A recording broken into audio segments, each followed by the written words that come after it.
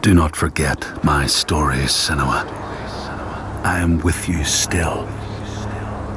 Out of hell you have come, and now find yourself in Midgard, the world of men. Do not think it any less dangerous for that. Your path has taken you far from home, across the boundless sea, and you must go on to the heart of this place, to the heart of man. You have seen how the Northmen journey out to conquer, and this is one of their lands, as icy dark as Niflheim, yet as fiery as Muspel. It has not long been claimed, and they try still to tame it.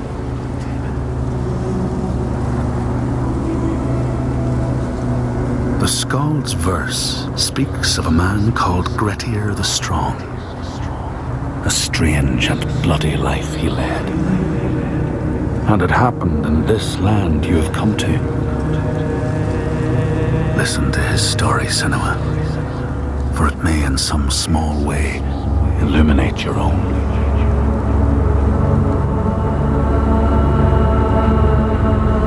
The Skalds say that in Grettir's time, a nearby farm was plagued by hauntings. A shepherd called Glamour was killed by some evil force, found dead in the snow, bloated and black. His body could not be taken to burial because he was held fast to the ground. So it was left. 3 days after his death, the body was missing.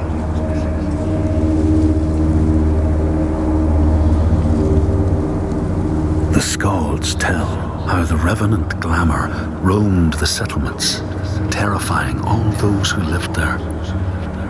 Each one he killed, in turn, rose to walk beside him. Thus, evil begets evil. But the man Grettir was proud and overbearing, and thought the Draugr no match for his strength.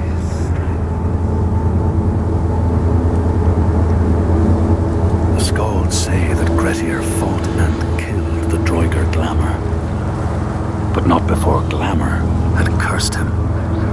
His strength would be turned against him, his deeds bring death and exile, and he would be always before Grettir's eyes, making him afraid to be alone. He saw all sorts of phantoms wherever he looked, and thus people who see things that aren't there are said to have Glamour's eyes.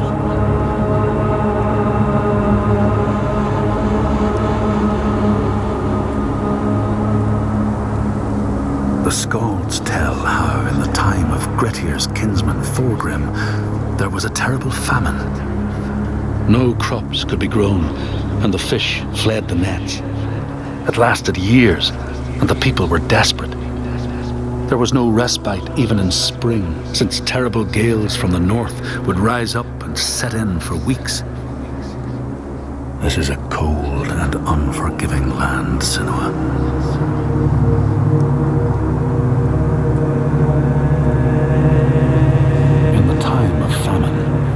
Place known as Rifskar, Thorgrim found a huge finback whale, beached and dead. His neighbour, Thorfinn, had already found it and was in the process of flensing it. But Thorgrim claimed it as his own. Thorfinn said he would not give it up without a fight. If that's what you want, Thorgrim said, let it be so. And he launched a blow at Thorfinn, cutting off his head in one strike.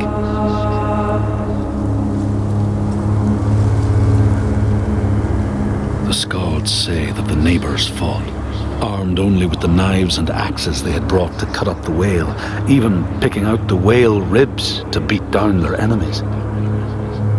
Thorgrim's men had loaded their boats with whale meat, but as they went to leave, one of their opponents struck Thorgrim's brother a fatal blow. And this is how hunger fates desperate men to come to blows, striking out against one another to survive.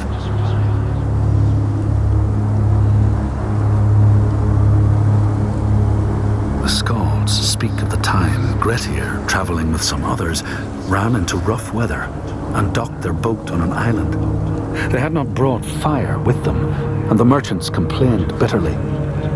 Seeing a great fire blazing on the other side of the strait, Grettir said he would swim over to fetch it. He took off his clothes and struck out across the water, wearing nothing but a cloak.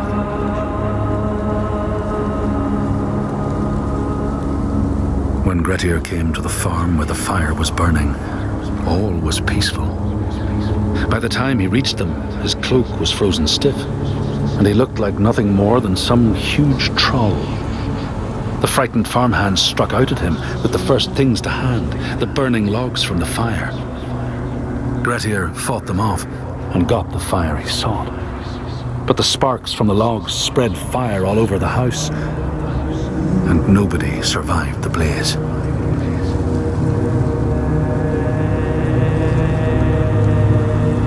The skalds say that Grettir swam back across the strait, keeping the fire safe from the water. His friends applauded Grettir's bravery, but when word spread about the massacre at the farm, people took against Grettir. Nobody wanted anything to do with him, and when the news reached the Althing in the summer, Grettir was pronounced an outlaw. All doors would hence be shut to him.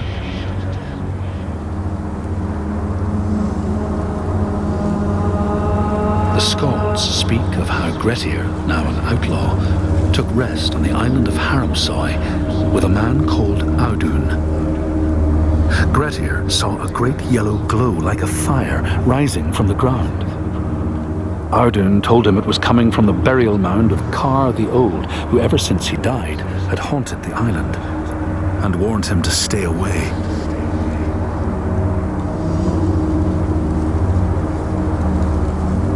The Skalds say Grettir wanted the sword that was buried in Kar's How, and would not be deterred from seeking it. He broke the mound open and started digging until he reached the timber props. By this time it was night. Audun warned him again not to continue, but Grettir threw down a rope and went inside the mound.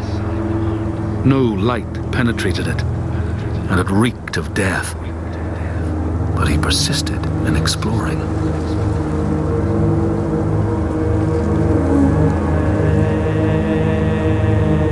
Grettir found the sword he was seeking, Kar's loom, buried in the grave mound.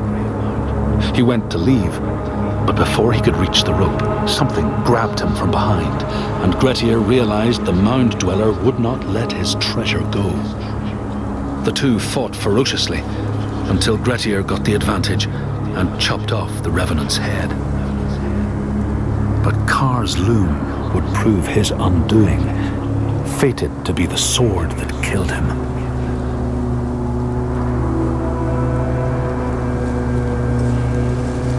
The Skald's verse tells how Grettir made many enemies with his proud and overbearing nature.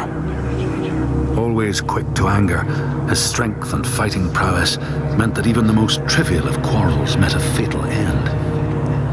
The kinsmen of those he killed or maimed were angry, and because he was an outlaw, no one was allowed to help him.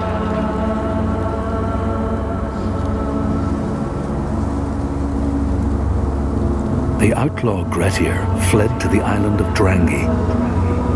His enemies knew he was there, but he was still so strong and fierce, nobody could shift him.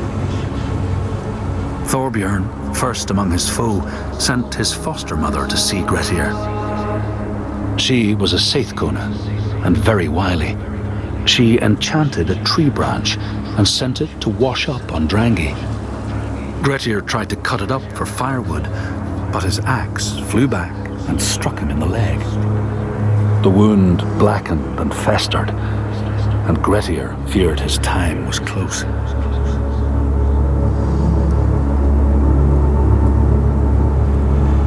The Skalds say Grettir, wounded by Seithr, was now so weak it was possible for his enemies to defeat him. Under cover of night, Thorbjorn and his men attacked his shelter. They tried to disarm him, but he clung so firmly to his sword, Kar's loom, that they had to cut off his arm to get it free. Then they used his sword to cut off his head, and the land's mightiest outlaw was dead.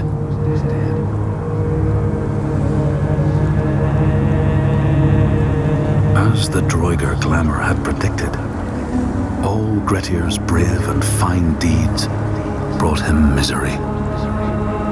So fate makes prisoners of us all.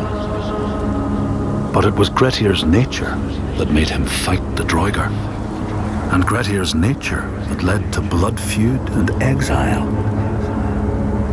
So what is truly our prison, Senua?